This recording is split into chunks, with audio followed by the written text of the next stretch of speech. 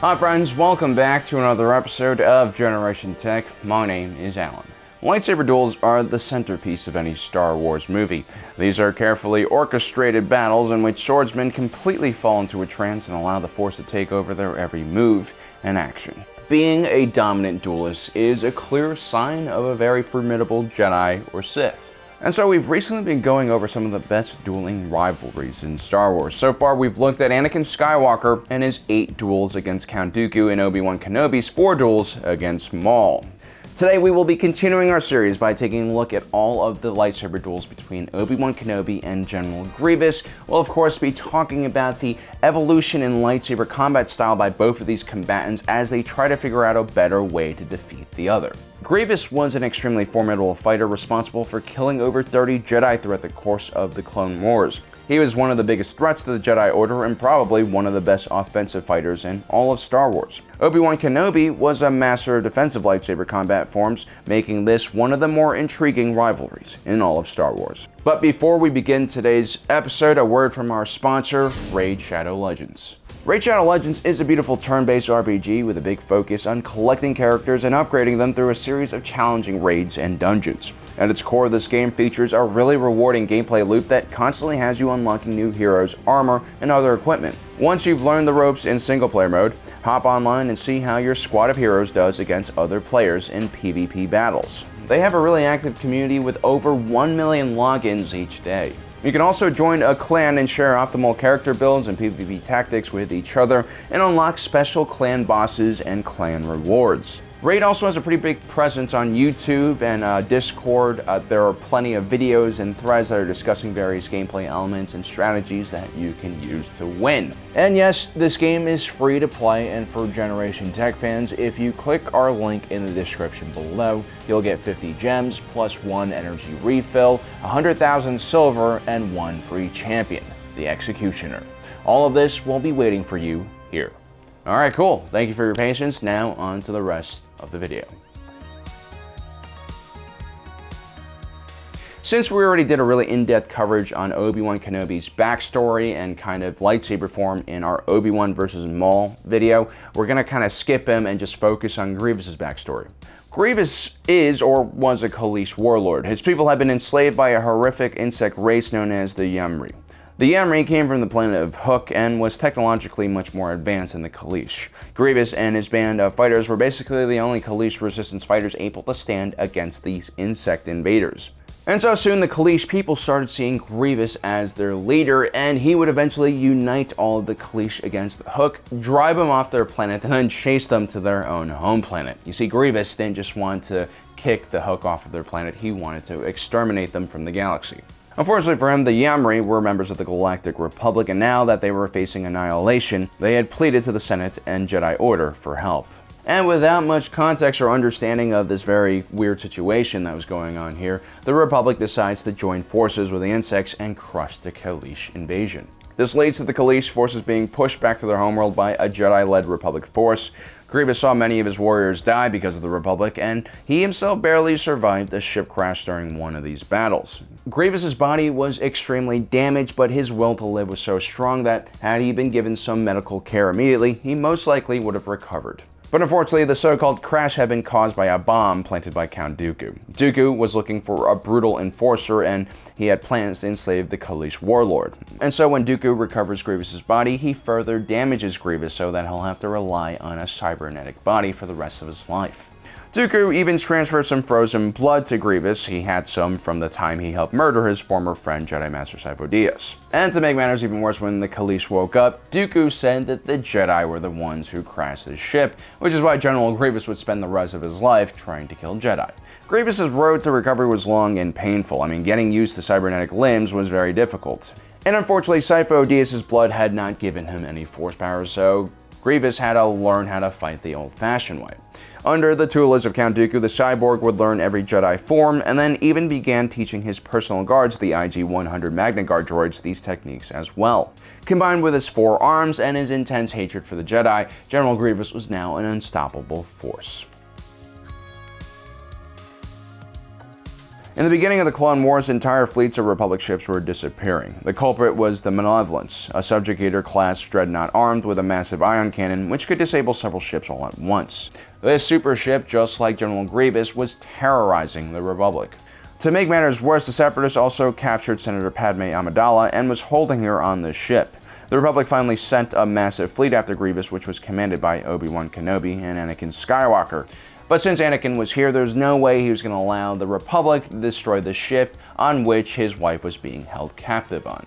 So instead, the operation becomes a rescue mission after the Republic manages to destroy the Malevolence's main ion cannon. Obi-Wan and Anakin take a junk freighter and sneak aboard the ship. And while Anakin whisks away his lovely Padme, Obi-Wan Kenobi is left to sabotage the Malevolence's hyperdrive. Unfortunately, he finds General Grievous waiting for him with a trap. The General has carefully laid this trap. He has more than a few dozen droids, including several destroyer droids and B-2 super battle droids. Good news, there aren't any Magna Guard droids just yet. Unlike the rest of our duelists, Grievous always brings backup to his fights to weaken his opponents. This may be why he is so successful at hunting down the Jedi, but could also potentially hide some of his own limitations as well.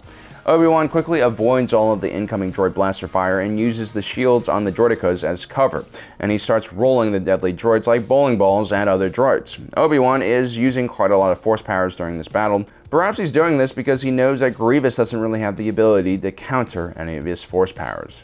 The Jedi manages to break contact with Grievous for a moment, but the cyborg quickly catches up to him within the trans system inside of the Malevolence.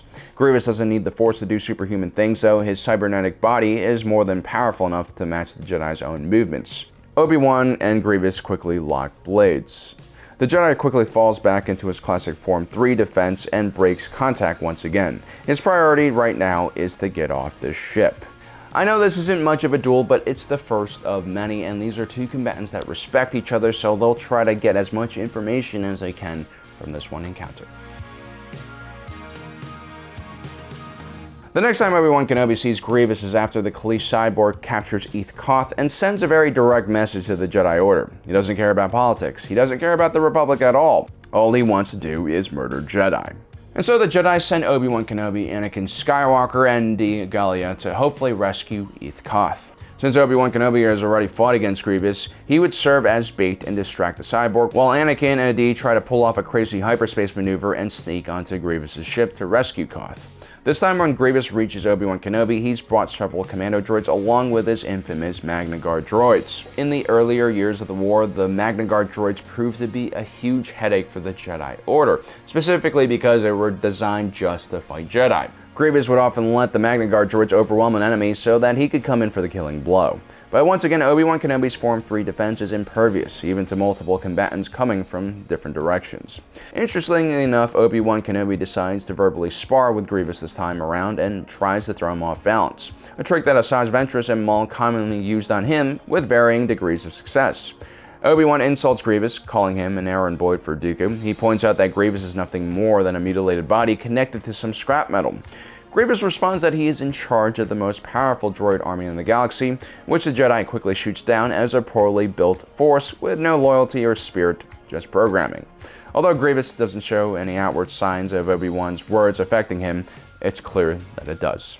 The Kalish warrior is still struggling with the loss of his own body. He isn't completely comfortable with it just yet, and we all know that he really hated the battle droids underneath his command. He found them inferior to his former warriors when he was still a Kalish warlord. Obi-Wan Kenobi was hitting hard, and that really leads to Grievous revealing his second set of arms and lightsabers. With 4 blades, Grievous surprises Obi-Wan and disarms him. Pissing off Grievous kinda backfires. But the Jedi quickly regains his feet and manages to stay just ahead of the cyborg. Obi-Wan manages to end their duel by flinging a Magna Guard droid right at Grievous. Feeling the Force being used against him, Grievous takes this opportunity to run and escape from his ship down to the surface of SALECUMAL. And the chase ensues there as well, but once again Grievous manages to escape the Jedi.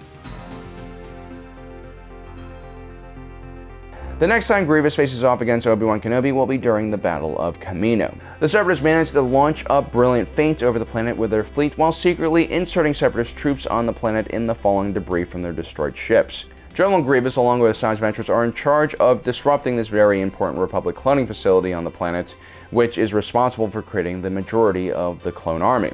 Obi-Wan meets Grievous for the third time in the hallways of the clone barracks. Grievous once again starts off with 2 lightsabers, and Obi-Wan starts in Form 3, but interestingly rushes in to attack. Up until now, Grievous and Obi-Wan have been pretty wary of the other's skill. Despite their very different styles, both individuals are cautious by nature.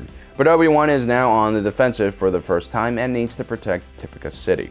This means defeating Grievous. Retreat is not a great option here. Grievous gets more creative with the secondary set of arms and uses it to surprise Obi-Wan. In the past, Grievous has used his primary arms to lock blades with the Jedi and his secondary arm to fire blasters at close range. It's a very hard tactic to stop, and is probably why grappling with someone who has 4 arms is a terrible idea. Stunned Obi Wan Kenobi is once again tossed. The cyborg's strength is far too great. With Obi-Wan now down on the ground, Grievous takes this moment to talk smack to the Jedi, but he forgets once again Obi-Wan's hidden talent, the Force. Obi-Wan slams the cyborg into the ceiling and then pushes him down the hallway, ending their third fight. By now, you guys are probably seeing some patterns in how these 2 individuals are fighting each other.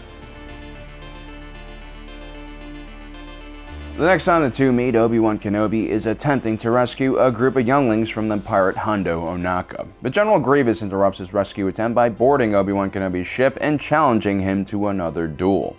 This time around, there are plenty of combatants inside the Jedi cruiser's hangar. Grievous tears through a group of clones using his multiple limbs to maximum effect. Obi-Wan tries his best to carry out a good defense and protect his men, but Grievous is like a whirlwind of destruction. The 2 lock swords once again, and Grievous starts out with a painful kick to Obi-Wan's abdomen, which clearly does some damage. Obi-Wan responds by flinging some fuel barrels at the cyborg to buy himself some time to escape. In the last year of the war, General Grievous and Count Dooku carry out a daring attack on the Republic capital and manage to capture the Supreme Chancellor. Obi-Wan and Anakin are sent on a rescue mission and are able to defeat Dooku and free Palpatine, but on their way out, they're all captured in a ray shield. Grievous brings the 2 Jedi and Chancellor to his bridge. This is a pretty confined area, which is now full of combat droids and Magna Guard droids. After exchanging some pleasantries, R2-D2 triggers a distraction which allows the 2 Jedi to arm themselves with Grievous's lightsabers. Honestly, Grievous needs to figure out a better solution to secure his weapons. The 2 Jedi quickly engage the Magna Guard droids while a pair of B-1 battle droids move the Chancellor out of harm's way. General Grievous, as usual, allows his droids to do the heavy lifting as he casually escapes. But Anakin manages to save Palpatine, and together the 2 Jedi wipe out Grievous's remaining bridge crew. Anakin and Obi-Wan then corner General Grievous, who now is only wielding an electric staff. Sensing that he's outnumbered and overpowered, Grievous decides to escape into vacuum, one of the benefits of being a cyborg. And for the last time, our cyborg general manages to run off and live another day. The final battle between Grievous and Kenobi happens on the planet of UTAPAU. Grievous is holed up there with the remaining members of the Separatist Council, and Kenobi's 212th Attack Battalion are ready to carry out an attack against the Separatist forces. Kenobi decides to take an interesting tactic. He knows by this point that General Grievous is probably obsessed with killing him, and so he'll use that to his advantage.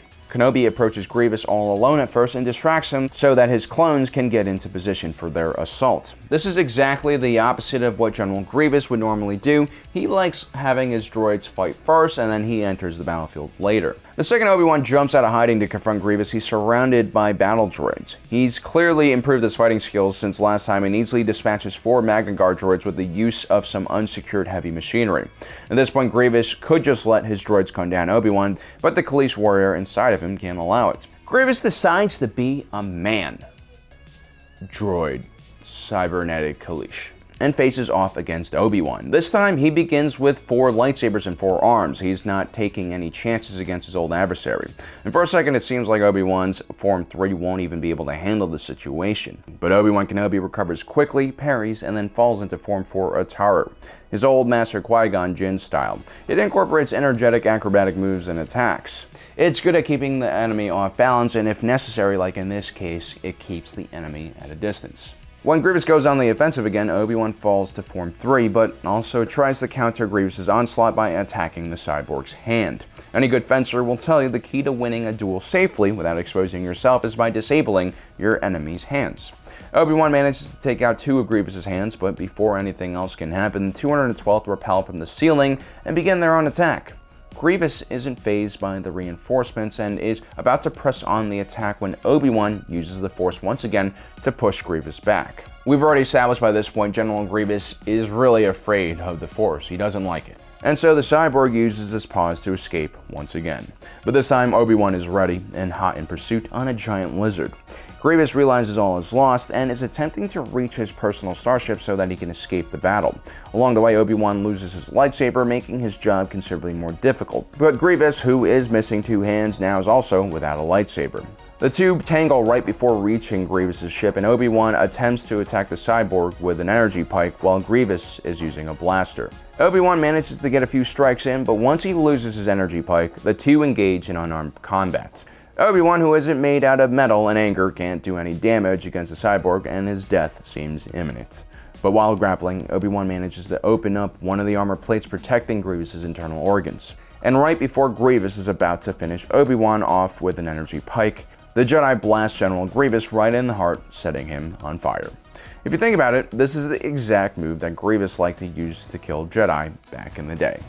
If that's not poetic justice, I don't know what is. What's really great about Obi-Wan versus Grievous is the fact that these 2 combatants are so different.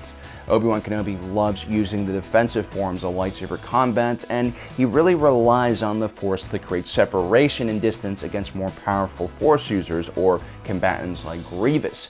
And Grievous is more of an up-close combatant. He likes using his multiple limbs with multiple lightsabers to overwhelm the defenses of his enemies. This was what makes this one of the most interesting rivalries in Star Wars. Well, I hope you enjoyed today's episode. Don't forget to subscribe and hit that notification button so you don't miss out on the rest of our awesome content.